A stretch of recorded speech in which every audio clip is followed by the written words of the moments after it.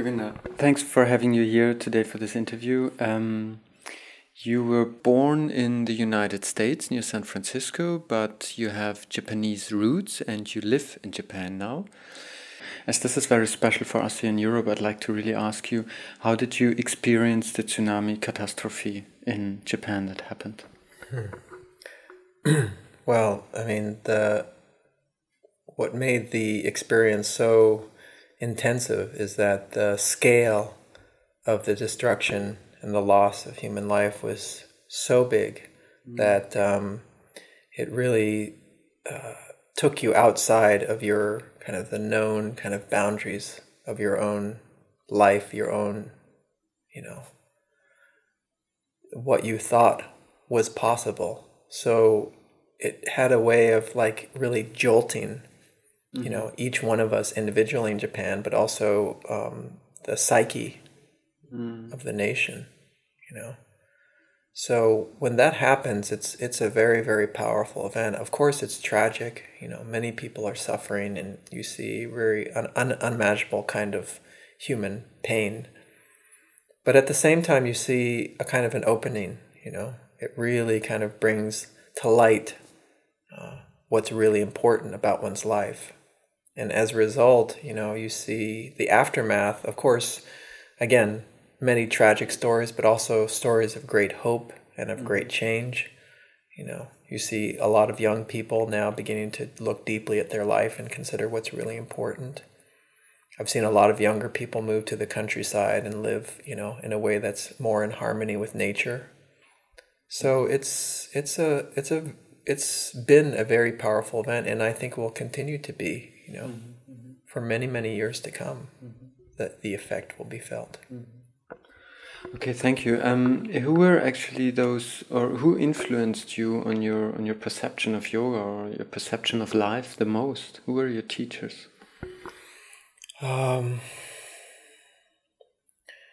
Probably the most dramatic effect was the person that I met when I first entered yoga, which was when I was about 19 years old. This was around 1979, and I was almost by accident or by chance, I was introduced to Swami Muktananda, who was the founder of the Siddha Yoga movement, and I was able to attend Shaktipat or initiation ceremonies with him, and over the course of the next 10 years, his teaching, his presence had a tremendous influence on me. But I had many, many other really extraordinary teachers. For example, when I was, 20 or 21, I met a man by the name of Sogyal Rinpoche, who is, one of the kind of highest level lamas in the Tibetan Buddhist Mahayana tradition. So I was able to work very closely with him. He was quite a young man at the time, maybe 25 years old, and had just finished his education at Oxford. But still, that relationship had a very profound effect on me. And of course, most recently, it's all the time that I spent with Sri K. Patabi Joyce. Basically the lineage holder, the leader in the area of Ashtanga yoga. So I spent many, many years with him, many, many months practicing under his supervision, and that was, of course, very, very profound for me.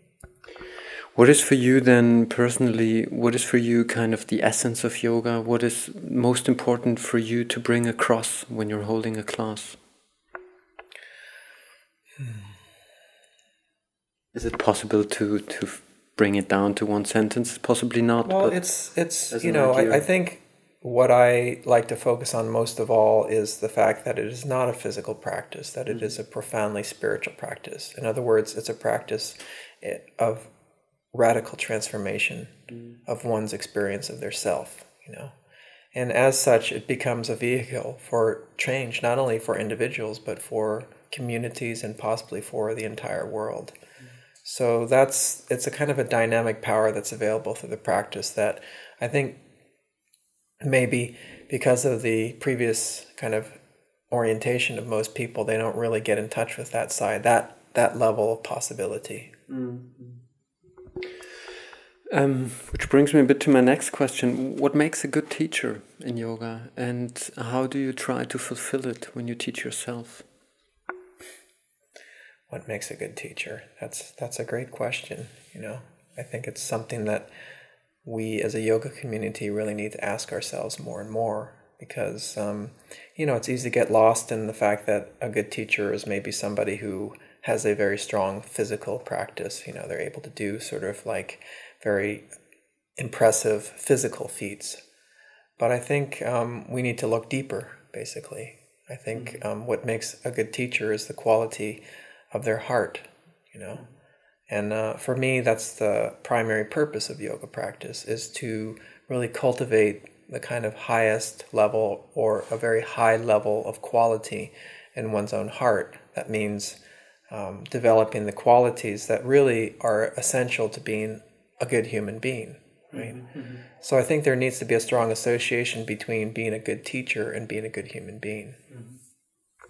How can I then, from a perspective of a student, how can I see that I do progress on my path of yoga?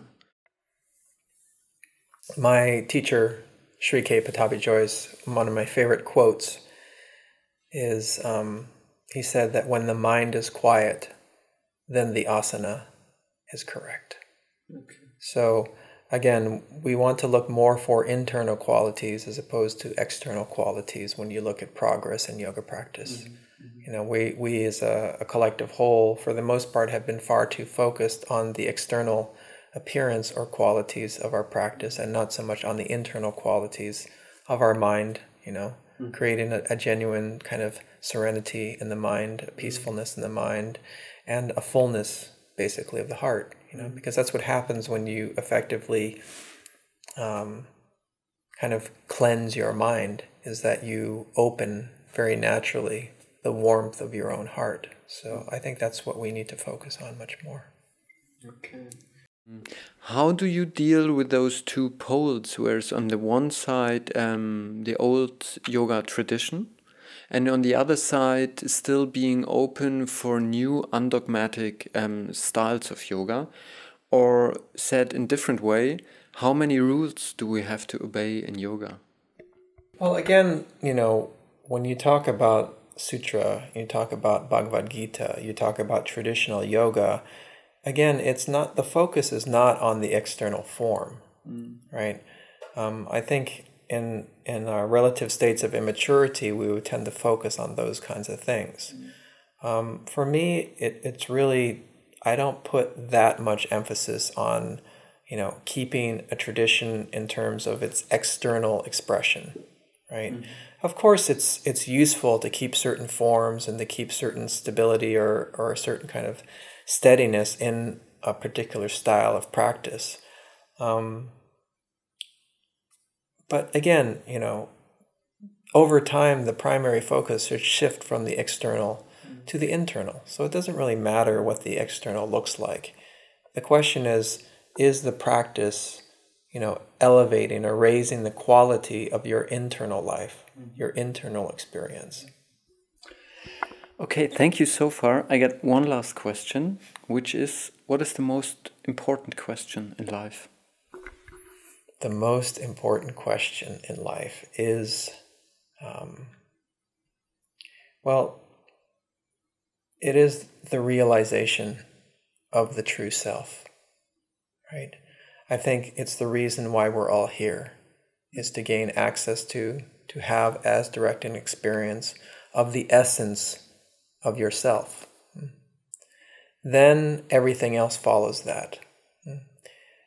You can get caught up in the details like we've been talking about, get caught up in the external experience of things, the external world. But when it all comes down to it, the quality of life for yourself and for us as a collective whole comes down to the quality of our internal experience, right? How intimate are we with that part of ourselves that is our essence? Okay? When you have that quality of relationship with yourself, then everything else follows, right? Then all the suffering begins to become smoothed out. then all the issues and the conflicts that we have within ourselves and with other people begin to smooth out naturally, right? And then we can begin to create really the vision of yoga, which is a kind of heaven in our very earthly, mundane life. Thank you so much for these answers.